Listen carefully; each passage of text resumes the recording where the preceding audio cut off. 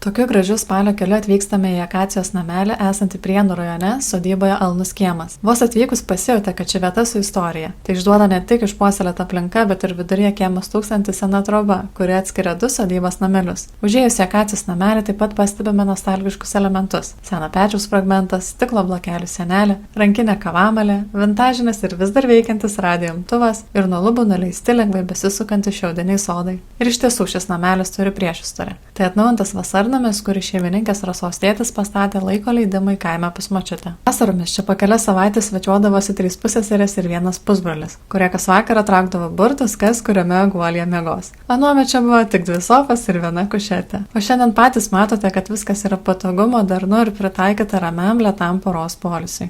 Gera žinia mėgstantiems oforo vanias. Akacijos namelyje ji įrengta dengtoje terasoje ir bus įkaitinta jūsų atvykimui. Jums beliks tik įsikurti ir atsipalaiduoti su raminančiu vaizdu į sodą ir mišką. Rezervuokite Akacijos namelį platformoje wowstays.lt.